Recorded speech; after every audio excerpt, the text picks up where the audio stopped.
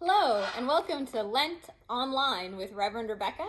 I'm trying to put out a new Lenten devotional every day at 11 a.m. During these times of social distancing and isolation, and when we're not permitted to gather for public worship, I think it's really important that we reach out and touch one another. Humans weren't made for social distancing. We need each other, we need God, and we need the church. And so I'm here each day at 11 to share with you a word of hope and inspiration. We do not need to be afraid because Christ walks with us even through the darkest valley. Some links I want to share with you are that you can find a link to a transcript of what I'm about to read at our website, www.ccumc.us.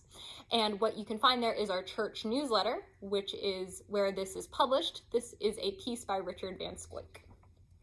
So Richard VanScoyc was a very special part of our church family. He lived to be over 100 years old, and I loved to hear him preach, and I loved to hear him teach. He gave a sermon on his 100th birthday, and it was really deeply moving.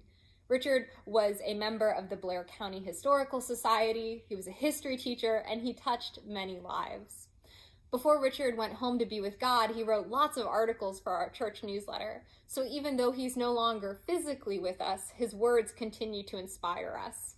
You can download this complete devotion in our newsletter at ccumc.us, but I wanted to read an excerpt from it today because I feel like it's really timely. In this piece, Richard writes about what it was like during a time when he experienced quarantine for the measles, all the way back in 1941. Let's hear what Richard has to say. Richard entitled this piece, Speaking Up. When I enlisted in the Army in 1941, I was sent to Puerto Rico. The ship I was on left New York City with northern recruits and stopped at Charleston, South Carolina, to pick up southern recruits. Before we got to Puerto Rico, an outbreak of measles spread among the southern soldiers. As soon as we arrived in San Juan, we were isolated and quarantined in a field to live in tents. After a long wait, the medical officer declared the measles epidemic over, and we continued on a train to the airfield that would be our home.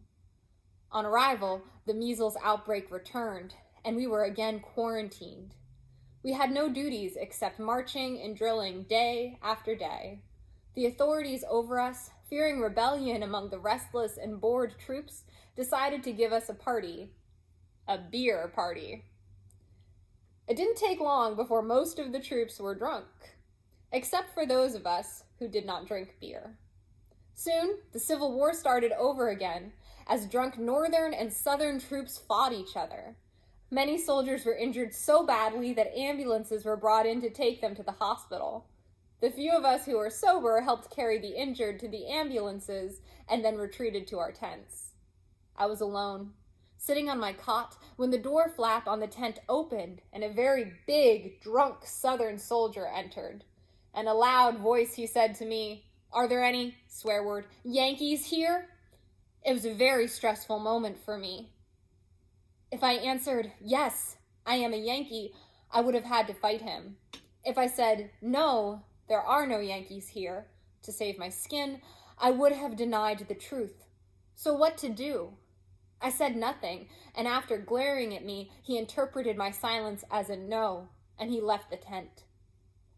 Sometimes, as Christians, we have to make the decision to speak or remain silent.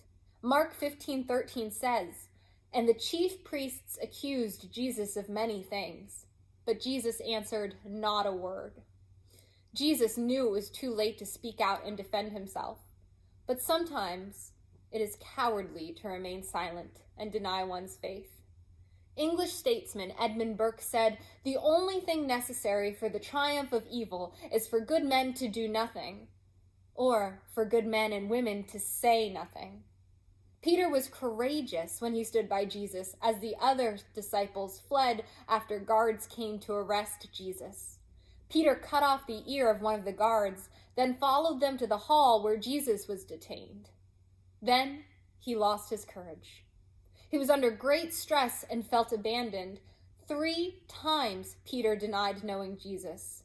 Mark 14:71, "I know not the man of whom you speak." Luke 22:57, "Woman, I know him not." Luke 22:58, no, I am not a follower.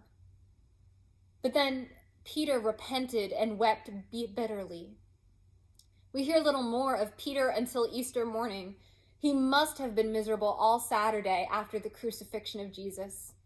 Early on Sunday morning, when the women came to the tomb, they met an angel who told them that Jesus has risen. In Mark's gospel, the angel specifies to them to tell his disciples and Peter that Jesus would meet them soon. Jesus did not abandon Peter when Peter denied him. He made certain that Peter was singled out by name to be told of his resurrection. It gives me comfort when I am fearful and deny Jesus that he forgives me and calls me by name back to his fold. Friends, I hope that these words from Scripture and this story from Richard gives you comfort as well.